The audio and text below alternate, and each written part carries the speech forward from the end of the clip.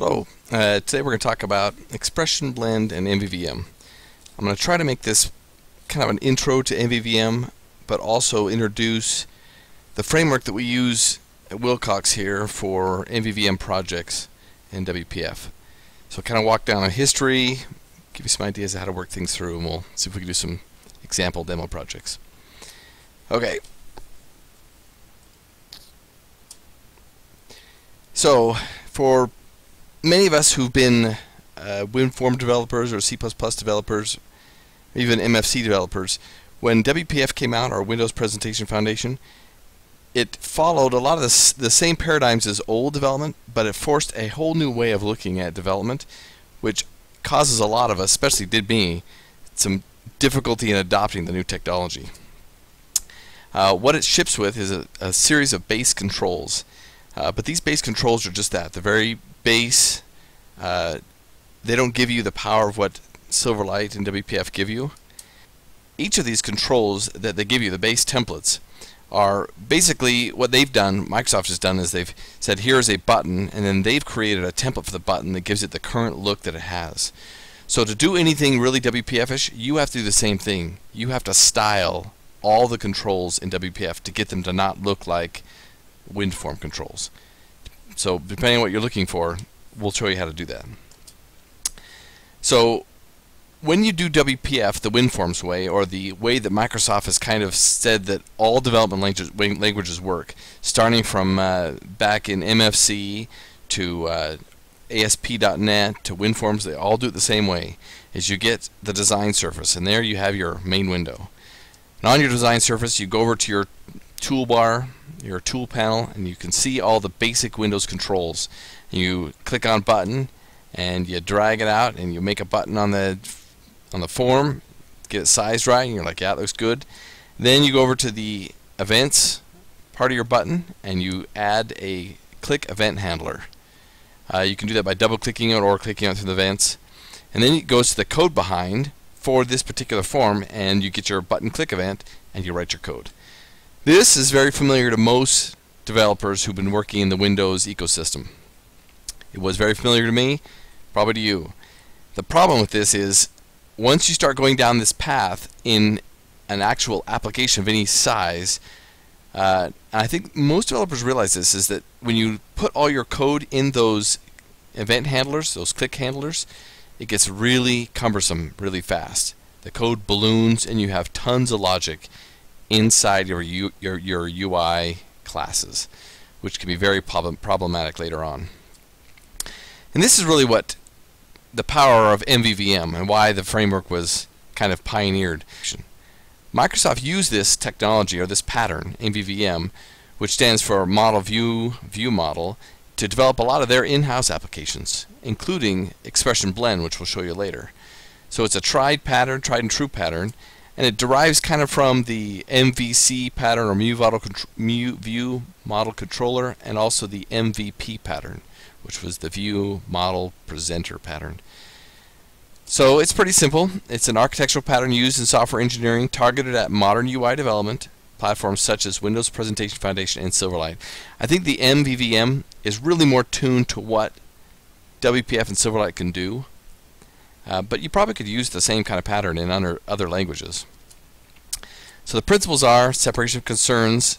This is kind of what it looks like. A view is your XAML, or your rendered form, so what your form should look like. Your view model is kind of the driver behind the view. It feeds the view information. It drives the rendering of a view. If you look at this little arrow here, the connection between these two, the view and view models, we use a series of tools that are provided in mainly with binding. You can do some binding to hook up all that stuff. Separating out the view model like this, you can unit test your view models, which is nice. And then your view models interface with your models, which talk to your database.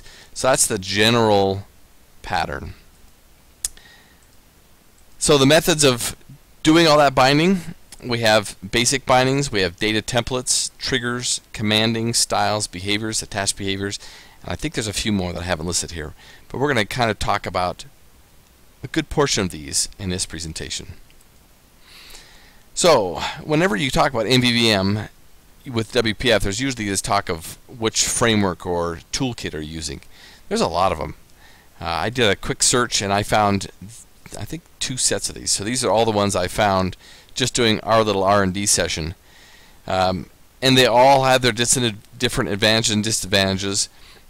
But I'll note here that to do MVVM with WPF, you really don't need any framework at all. Everything you need to do it ships with .NET 3 and 3.5. All these do is they provide some wrapper classes on top of the base Microsoft classes that can make things a little easier to work with and can cut down on kind of the verbosity of code that maybe doing a vanilla approach might have. There's a great website out there, and I'll put this link in the slides. I'll put these up so you guys can get to them. But it lists all of them, and you can kind of sort them and see what's most popular and what features they have. So what have I tried? I tried Caliburn Micro, MEFT, MVVM, Prism, and MVVM Lite. Those are the 4 I've messed around with in a bit of detail. What I wanted when I was trying to choose one is I wanted one with simple. Some of these frameworks are hundreds of thousands of lines of code, and I felt like for me it was better to start with something simple that I could add on versus start with, you know, everything in the kitchen sink and I don't know what most of it does, and I'm having to, you know, whittle some stuff away. That's just me. There's other way you could go the other approach if you wanted to. I wanted something that had a message relay system.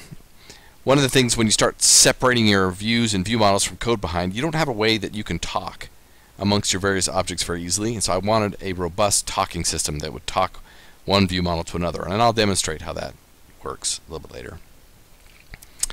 I initially wanted a nice view model locator pattern, and that's the mechanism by which the view models are attached to the views. All the different frameworks have different ways of doing that. A standard one is this locator pattern, and we'll show you that. And then I also looked at binding conventions. So how is it that you bind a button or text or any UI object to a view model? What's the syntax in that? That was important to me. I didn't want something that was 30 lines versus something that was 1 line, so I looked at that too. And then the last consideration I had that was really important for me was blendability, and that is the ability to use Microsoft Expression Blend with my project.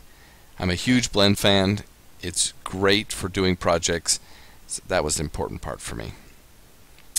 And what I learned later in the process was what differentiates blendability, or the ability to use Blend, is whether you're using XAML binding or C# binding. C# binding means binding that happens in the code behind. So if you bind at runtime, Blend has a difficult time doing that, and so those frameworks I had to kind of lean away from. Whereas XAML binding, Blend can access and can pull that right up.